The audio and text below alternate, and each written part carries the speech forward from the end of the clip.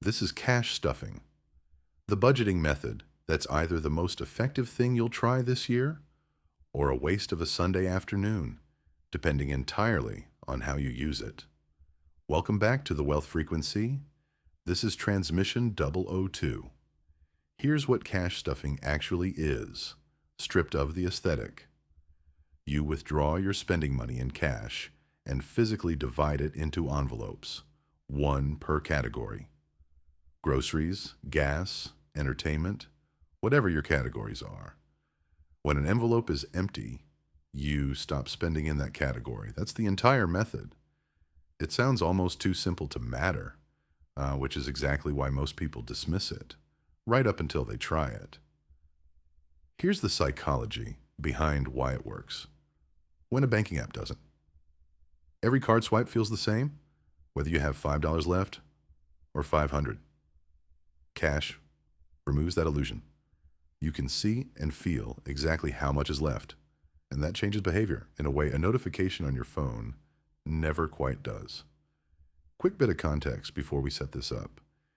Cash stuffing isn't new. It's basically the envelope budgeting method your grandparents used, just repackaged for a generation that grew up with debit cards. It went viral a few years back because of how satisfying it looks on video, but the aesthetic isn't the point, and honestly, it's a little misleading. People see a pretty flat lay of organized cash and think the method is about the presentation. It's not. It works because of what happens the moment an envelope is empty, not because of how it looks when it's full. Keep that distinction in mind, because it's the difference between this being a real system and being a 15-minute Sunday photo op that doesn't actually change your spending. So here's how to actually set this up using the 3 buckets from the last budgeting transmission. You don't need to stuff cash for every category. That's where people burn out fast. Pick your 2 or 3 most overspent categories, usually inside the wants bucket, and start there. Withdraw the amount you've budgeted for those categories only. Label an envelope for each one. Everything else stays exactly where it already is in your normal bank account. Let's make this real. Say your wants bucket is $900 a month, and eating out is where it keeps slipping. Withdraw $200 at the start of the month. Stuff it in an envelope labeled Eating Out, and pay cash for every restaurant trip from that envelope only. When it's empty, you're done eating out for the month. No card, no exception, no quiet justification at 10 p.m. Before the downsides, here are the 2 mistakes that quietly kill this method for most beginners. Mistake 1, stuffing every single category on day 1.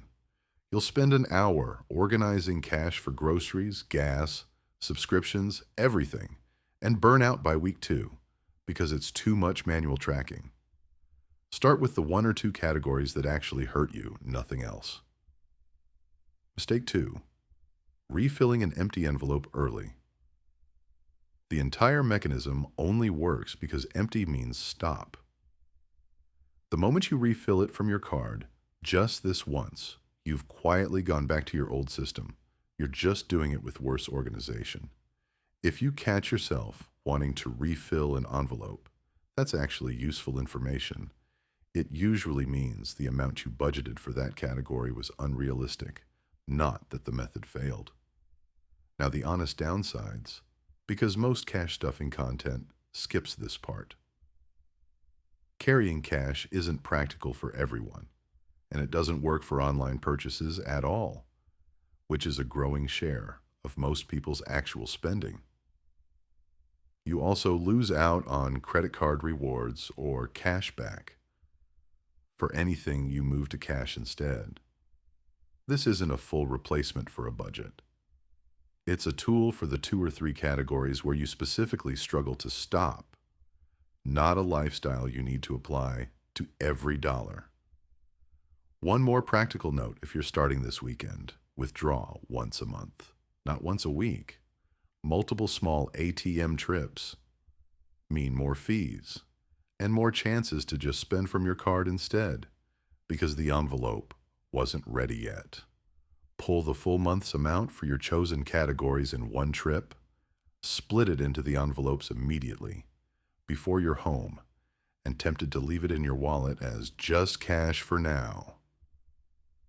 That 5-minute setup at the start of the month is what actually makes or breaks whether this sticks past week 1. So should you actually do this? If you've built your 3-bucket budget and you already know exactly which category keeps going over, yes, try it there. Specifically, this month. If you're still figuring out your buckets in the first place, go back and start with Transmission 001. This method works best as a fix, not a foundation. In an upcoming transmission, we're moving from managing money to making more of it. Subscribe if you want to be there for that one.